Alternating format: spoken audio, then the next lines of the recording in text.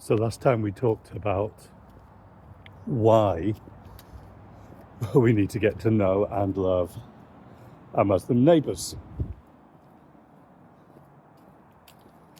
And the big point in that video was really that is what God calls us to do. How does Jesus call us to respond to Muslims? Well, the call is to get to know them and to love them and to share the good news with them. And so that is where we're going to be prioritising this. That's where we're going to be going in this little video thing. Oh, it's got one of those noisy street leaders going past. So we'll get past that before we continue.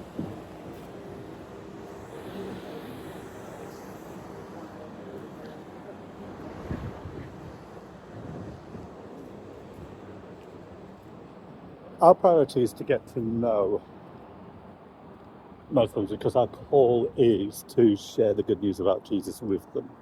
And what that means is that for some Christians, and I talked about this in the last video, for some Christians that means that there is a missionary call, a cross-cultural call to specifically go to Muslim contexts to talk about Jesus, to get to know people and to share their faith. That might mean going to a Muslim country, or it might mean going to another country and to a city or community where there are a lot of Muslims, or it might mean going and moving into a specifically Muslim context here in the United Kingdom to share your faith.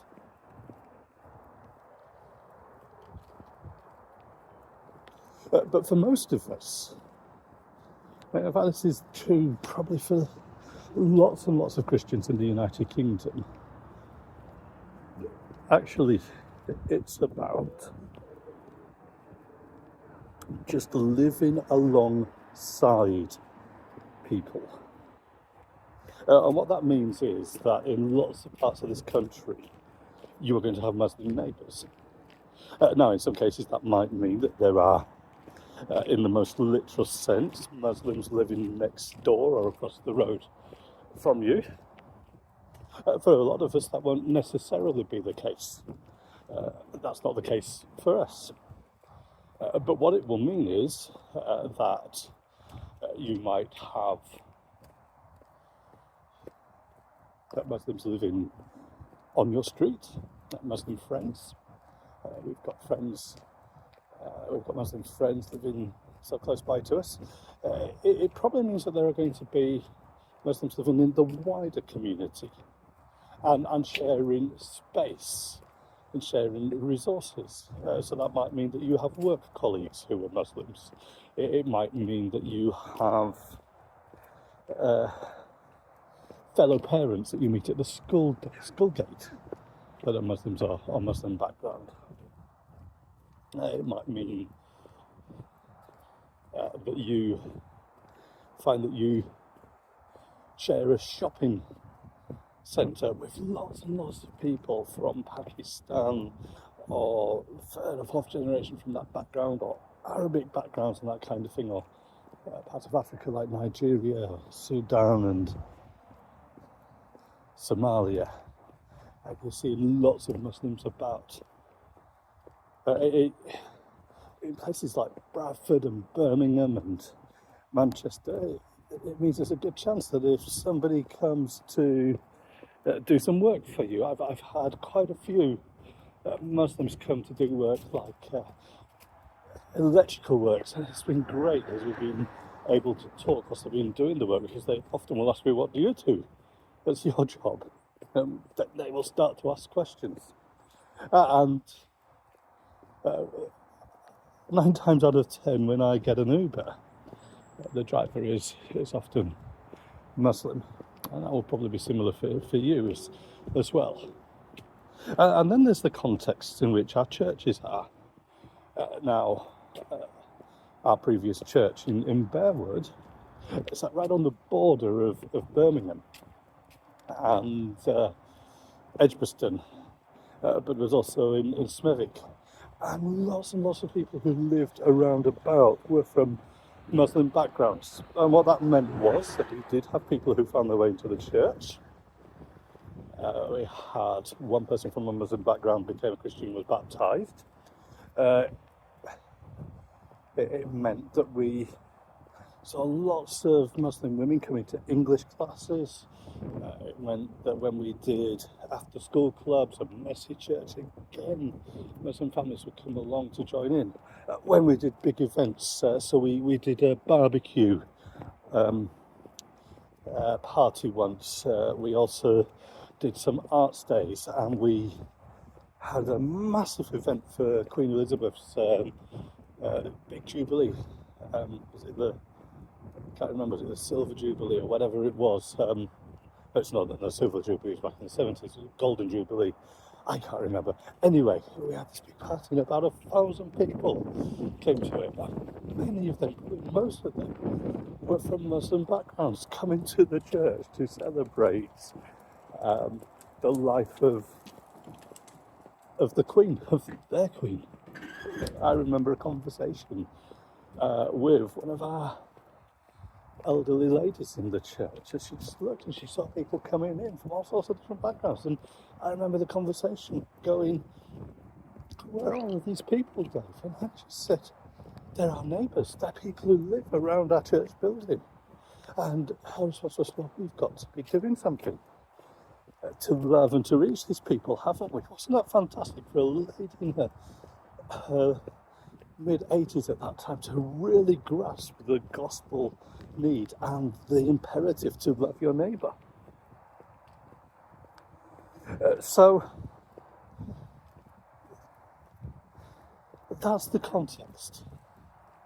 And that means that our responsibility and our priority, before you even start thinking about campaigning about Sharia law or immigration or whatever, is simply to get to know and to love those people that live in your neighbourhood, in your community, those people that you work with, those people that are your neighbours.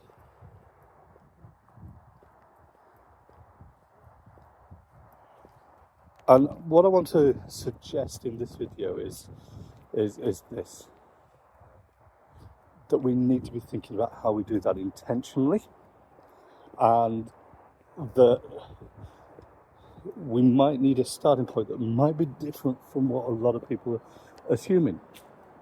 Because if you want to share your faith with a Muslim, then one of the things that we will talk about, we'll talk about this later, is that desire to get to know what they believe, to get to know their faith, and not just to get to know what the Quran teaches or what Islamic scholars teach or what are the main tenets of Islam, but actually to know what those individuals believe, because that might be different. And that's something that we need to do, but there's something that we want to be doing before then. Now, this might not always be possible. You might find you've got that taxi ride, or the guy turns up to fix your security lights, to stop them making a buzzing noise and make sure they're safe. Perhaps speaking from some real experience here. And they get straight in with a question. Can you answer this question for me? And they want to know, and then you're straight into an exchange. And that's true of life generally in Christian witness, isn't it? That someone might just get straight into a question and there's not much time to get to know them, and they will love and really enjoy getting deep into things, and you want to take the opportunity when it's there.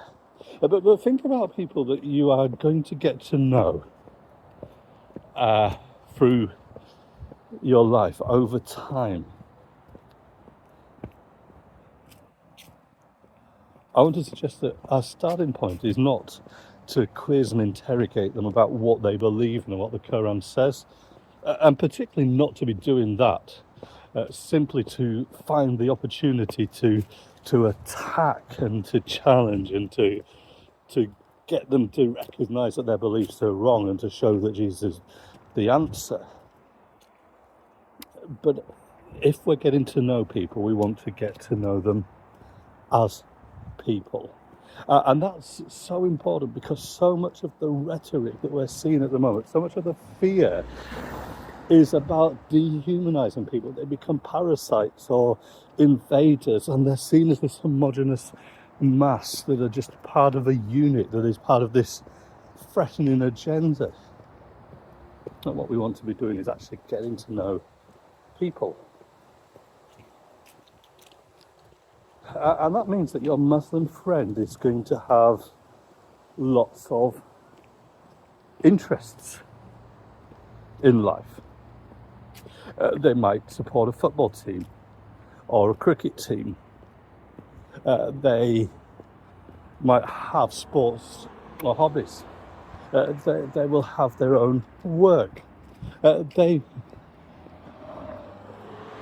may well have their own particular area of expertise, something that they've studied or something that they've trained in, and that brings great joy to them. They will have a family, and for some it will be that very much their home, their identity now is primarily here in the United Kingdom, that they are third or fourth generation even. They were born here, they grow up here. For others, there may be a closer affinity still with the place that their family came from, the place that they came from. They may have relatives back in Pakistan or Afghanistan or other countries. Maybe somewhere that they visit if they came here as their family came here as economic migrants, not as refugees.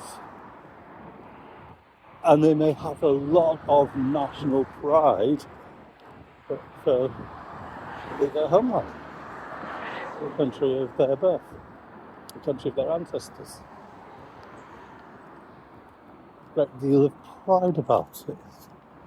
That might be, we might leap into assume that is going to be pride about where it is today. That's not necessarily the case. You meet a lot of Iranians, they will be very proud of their country, their Persian roots, but absolutely detest the current regime, the theocracy of the Ayatollahs. Because of the harm that he's done, and they see the Ayatollahs as the enemies of their country. So, getting to know all those kinds of things. But getting to know, they will have hopes and dreams, things that they care about, things that they want to see for their family, for the community around them, for this country, and like I said, if they've got an attachment to a prior homeland, for that country as well. And they will have fears and anxieties. At the moment, a lot of fears and anxieties about what are the implications of marches and flags. A lot of fears even maybe about what our perceptions and what our agenda might be. As Christians.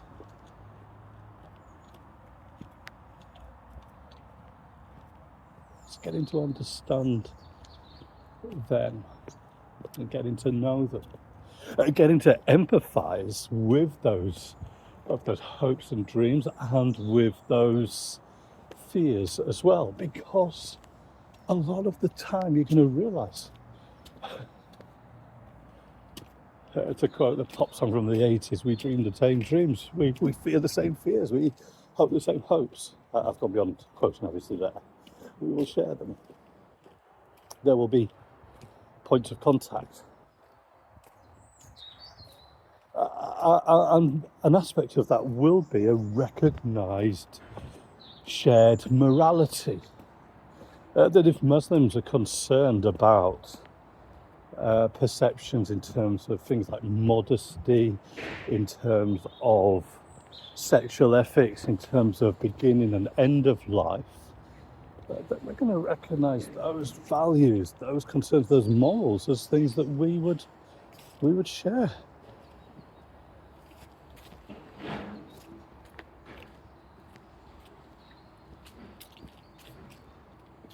So what I'm saying is, hold off on the let's talk about Islam and focus first on getting to know the person.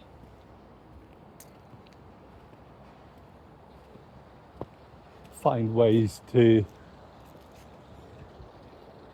spend time with them to do that.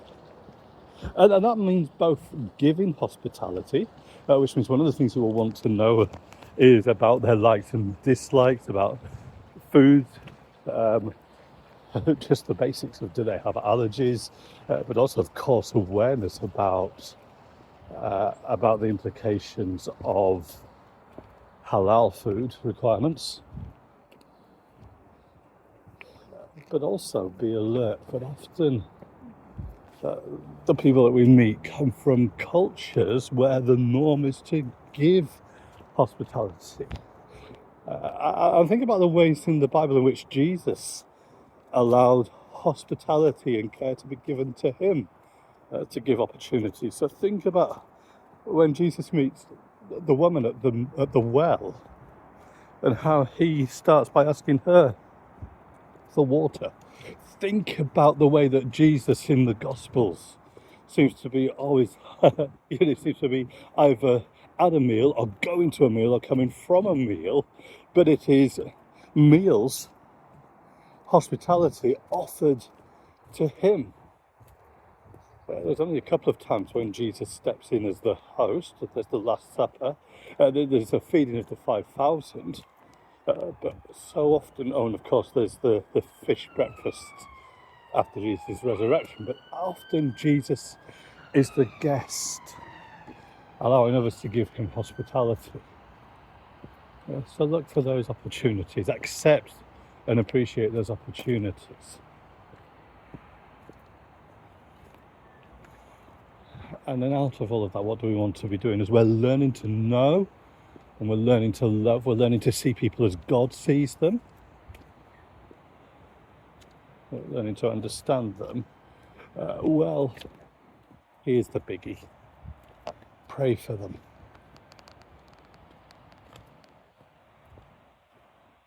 Pray that God would bless them, God would protect them, that they would get to know Jesus as Lord and Saviour.